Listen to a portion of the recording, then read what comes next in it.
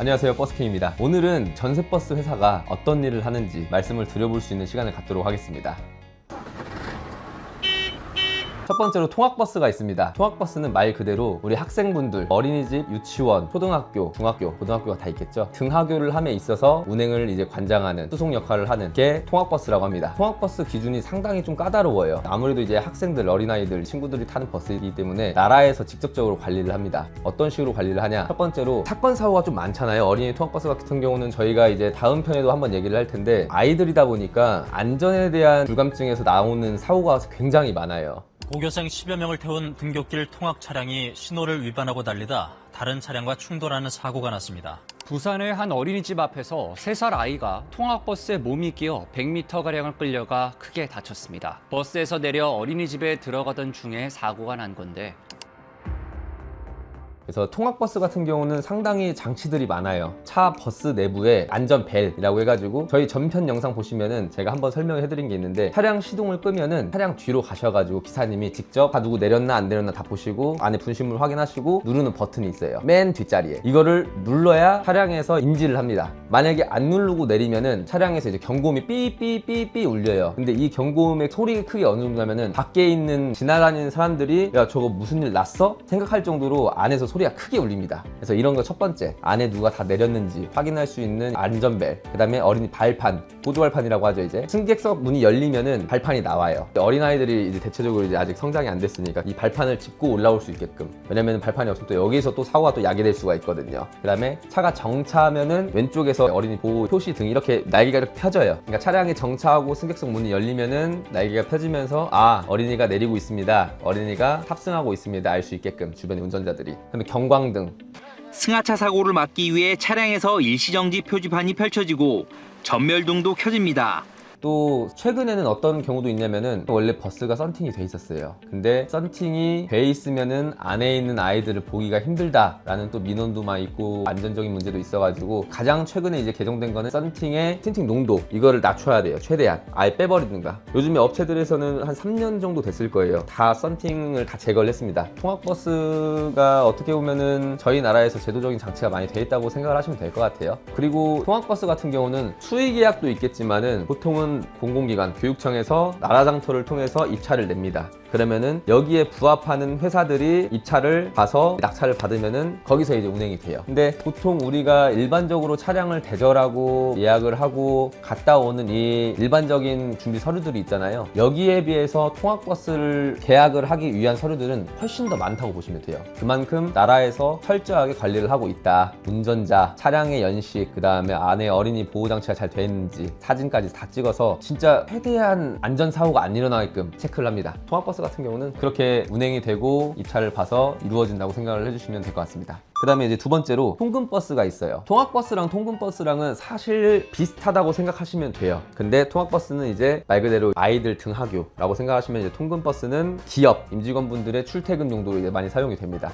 통근버스 이용 만족도가 90% 이상으로 조사됐습니다. 근로자들의 출퇴근이 편리해 이용자가 갈수록 늘고 있는데요. 서울, 경기권 각 도시의 임직원분들이 많은 경우에는 거의 대부분 통근버스를 이용하시는 것 같아요. 통근버스 같은 경우에는 아무래도 통학버스에 비해서 규제라든지 이런 게 좀 낮기는 해요. 연식도 크게 보진 않고, 대신 승객의 안전은 항상 최우선 돼야 된다. 어찌 됐든 간에 통근버스는 기업 임직원들의 출퇴근 용이하게 마련된 이제 수송버스라고 생각을 하시면 될 것 같습니다. 결론적으로 통근 통학버스는 버스 회사에서 가장 많이 쓰이고 있는 형태의 한 종류라고 생각하시면 될 것 같습니다.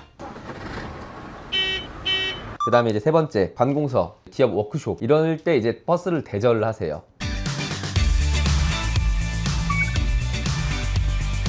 아무도 지금 안 오는 거 아닌지. 아무도 안 오는 거 아니죠? 여기가 이제 전라도 전주니까 전라북 도청에서 만약에 서울이라든지 부산이라든지 워크숍이라든지 세미나가 있다 하면은 각 직원분들이 차를 운전해서 가기에는 상당히 거리도 멀고 차량도 많이 소요되고 하다 보니까 이제 저희를 통해서 대절 문의를 주십니다. 그러면은 버스 한 대로 그냥 모두 모시고 넘어갔다 오면 되니까요. 당일이든 1박 2일이든 2박 3일이든 거기에 맞게 전세버스를 대절을 해서, 대절이라는 게 말 그대로 저희 차를 빌려드리는 거죠. 기사님까지 동행을 해서 운용하는 게 이제 기업 관공서들이나 일반 대절이라고 생각하시면 돼요. 같아요. 이동 자체가 불편하면은 아무리 좋은 행사를 준비해도 2% 부족하겠죠. 근데 오고 가는 길이 일단 편해. 그러면은 가서도 훨씬 더 많은 또 능률을 뿜어낼 수 있다고 저는 생각을 합니다. 그래서 뭐 관공서라든지 공공기관에서도 많이 차량들을 찾아주시는 게 아닐까 생각이 들긴 해요. 이 일반 대절을 조금 더 세분화한다고 하면은 일반 고객분들도 이용을 하실 수 있겠죠. 말 그대로 결혼식이 있어요. 고향이 만약에 전주야. 근데 서울에서 결혼식을 해야 돼. 그러니까 이제 혼주분들께서 전주에 차를 대절을 해가지고 서울로 승객분들 모시고 올라올 수 있게끔, 하객분들이 가서 오로지 축하에 전념하실 수 있게끔 저희도 뭐 오고 가시는 길 최대한 신경 써서 든든한 발이 되어드리는 그런 느낌이라고 생각해 주시면 될 것 같아요. 결혼식 하객버스는 그렇게 해서 이제 일반 대절도 있을 수 있고, 그 다음에는 콘서트 버스, 뮤지컬 공연이라든지 뭐 콘서트 대절 버스가 있을 수가 있습니다. 저희도 뭐 콘서트 버스도 하고 있지만은 기존 임차료보다 조금 더 높아요. 왜 높냐? 보통 우리가 콘서트가 뭐 6시부터 시작을 한다고 하면 저녁 한 8시 반, 9시까지 일정이 있잖아요. 단순히 이게 끝이 아니라 올라가는 길, 그 다음에 가셔서 매표 한 이제 이거 해서 뭐 자리 잡고 뭐 대기하고 이 시간까지 해서 보통 저희가 뭐 6시 콘서트 하면 보통 한 1시, 2시 사이에 도착할 수 있게끔 제도적으로 마련을 해놓거든요. 근데 여기서 플러스로 우리 공연이나 콘서트 같은 경우는 앵콜이 있잖아요.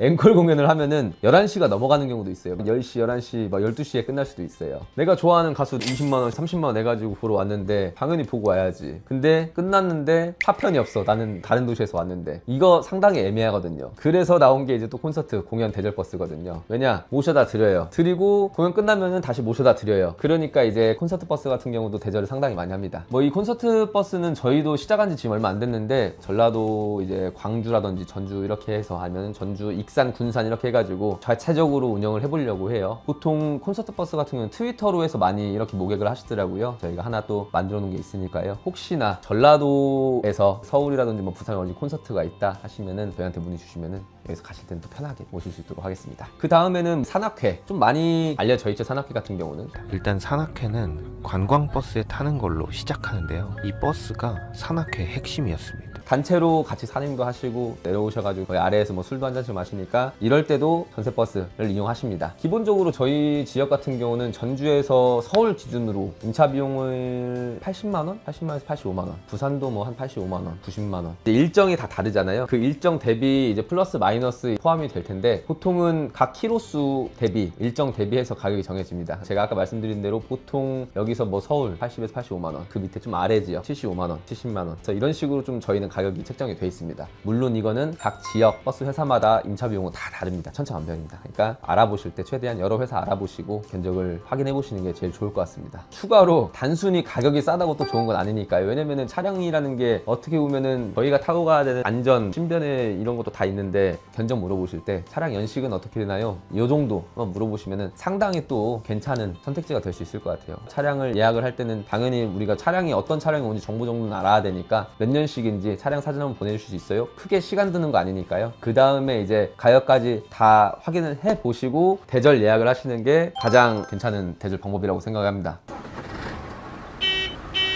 이제 고속버스 협정이 있겠죠. 고속 시외버스 협정이라고 이제 말은 하는데 원래 전주에서 서울이 3시간 정도 거리인데 만약에 차가 너무 많이 막혀가지고 막 3시간 반, 4시간, 5시간이 걸릴 수가 있어요. 그러면은 우리가 기존에 배정이 되어 있는 차량들이 있는데 이 차량들이 그 시간에 못 오니까 주변에 있는 운수한테 차량을 좀 넣어달라고 해서 운영을 하는 방법으로 서로 상부상조하는 관계라고 생각을 합니다. 우리 협정사 같은 경우는 전라도는 금호고속도 있을 수 있고 천일, 중앙 기존에 뛰시는 데가 많은데 여기서도 이제 차량이 명절이라든지 근데 갑자기 휴일이라든지 주말이라든지 차량이 모자랄 때가 있어요. 그럴 경우에는 협정 차량이라고 해서 기존의 이제 전세버스 업체랑 협정 계약을 맺습니다. 그러면은 부족한 버스에 대해서 전세버스 회사가 가서 도와주고 뭐 여기에 대한 수수료는 분명히 있을 수 있겠죠. 근데 운수사에서도 너무 이제 서로 상호관계가 너무 좋기 때문에 서로 이렇게 왔다 갔다 잘 하는 것 같습니다. 자, 그 다음에 이번부터는 좀 이제 특이 케이스라고 이제 생각하시면 돼요. 어떤 경우가 있냐? 응급 재난 구조 이럴 때 버스가 투입되는 경우가 있어요. 최근에 새만금에서 잼버리가 열렸었는데 국제적 망신을 샀던 잼버리 사태도 짚어드렸습니다.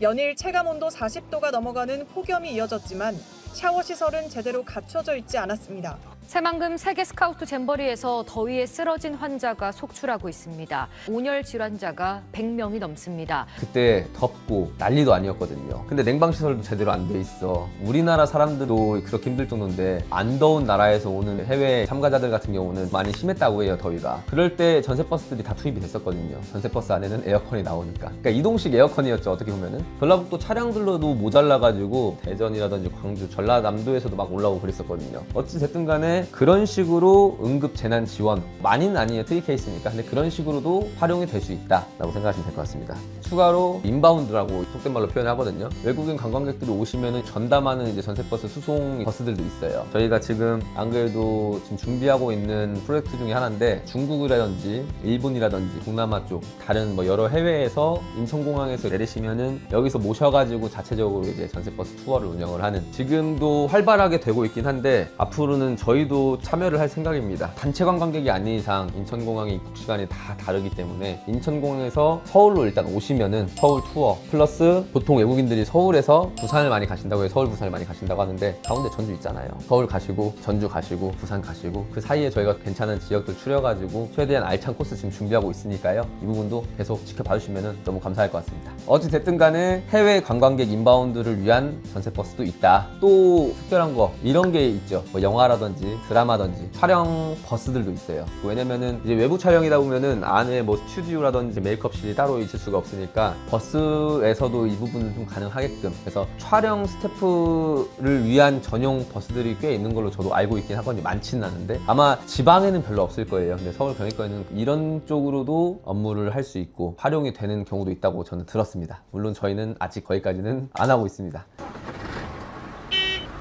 그래서 오늘은 전세버스가 무슨 일을 하는지, 어떤 식의 업무들이 있고 어떤 식으로 차량이 쓰이는지에 대해서 좀 알아봤는데, 단순하게 출퇴근, 여행뿐만 아니라 교육, 종교, 스포츠, 콘서트까지 폭넓게 직접적으로 다가가 있다고 생각하시면 될 것 같아요. 단체나 뭐 이런 경우 있으면은 주변에 있는 관광회사들, 버스회사 연락하셔가지고 사용하시면은 제가 봤을 때는 꽤 합리적인 금액에 사용하실 수 있을 것 같아요. 그것뿐만 아니라 여러분이서 한 뭐 10분, 20분 내외로 이렇게 가신다 하면은 주변에 있는 버스 회사들 한번 이용해 주시는 것도 너무 괜찮은 방안 같습니다. 버스는 단순한 교통수단이라고 저는 생각하지 않습니다. 출근길, 등하굣길부터 해서 인생의 가장 아름다운 순간, 결혼식이라든지 산악회라든지 콘서트라든지 여러 부분에서 많이 실생활에서 저희는 항상 여러분 곁에 있으니까요. 저희가 있다는 것만 알아주셨으면 감사하겠습니다. 언제나 특별한 날에 든든한 동반자가 될 수 있도록 저희 회사도 노력할 수 있도록 하겠습니다. 저번 영상에도 말씀드렸는데 저희가 다 취합하고 있거든요. 댓글들 혹시나 또 궁금하신 점이나 애로사항이라든지 그런 부분이 있으면 댓글로 남겨주시면 저희가 최대한 반영해서 도움이 되어 드릴 수 있도록 하겠습니다. 감사합니다.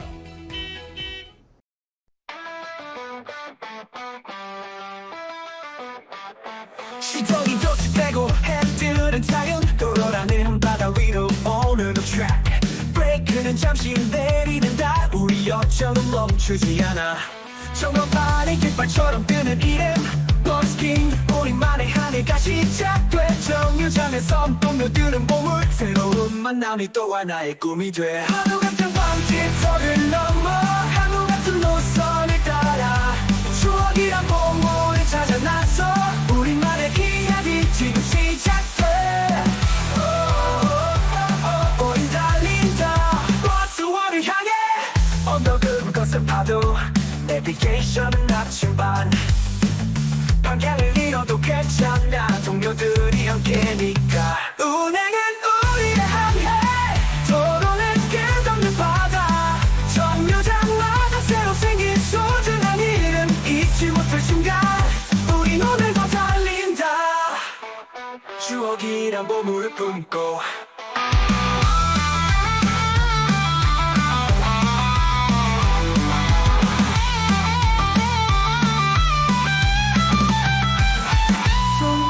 소중한 보물을 품고.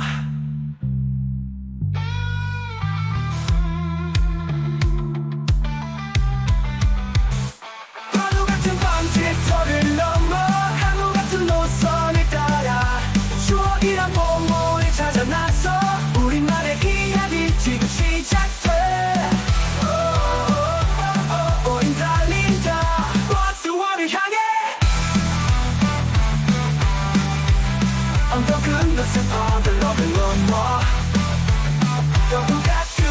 선물 달